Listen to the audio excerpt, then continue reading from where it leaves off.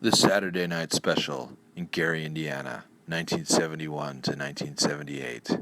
The first Saturday Night Special I ever saw, I first felt. The tall man jabbed a .38 snub-nosed revolver into my back, pricked the valley between my angular shoulder blades with the cold barrel, while I was collecting money on the paper route I pedaled before every sunrise.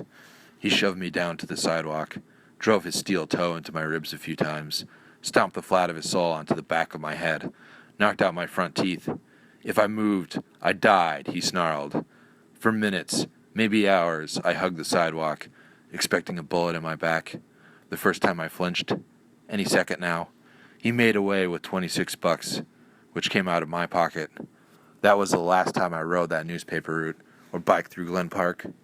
The second time I saw a Saturday Night Special, a few years later, my high school self had been swilling skunky old style in a corner tavern with a fake ID I bought in shop class.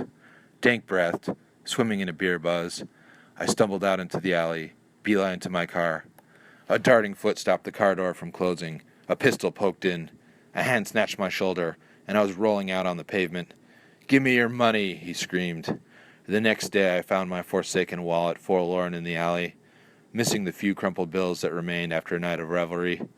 The third Saturday Night Special I saw was thrust right between my eyes, while I was cashiering at a service station on Broadway, down by Maryville, where all the Union Steel workers fled to as the city hollowed out. The cash register rang. I grabbed all the bills, crisp, wrinkled, even torn, and tossed them up into the air.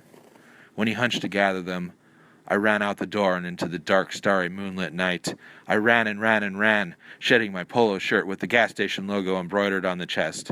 After packing my stuff into boxes and shoveling it into a U-Haul trailer, I ran all the way to a rural town with few residents, fewer crimes, and an annual pork festival.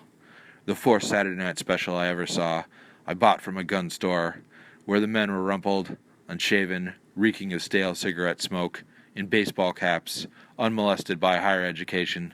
The piece sat untouched in my hall closet for decades. The last Saturday Night Special I ever saw was buried in a lonely shoebox.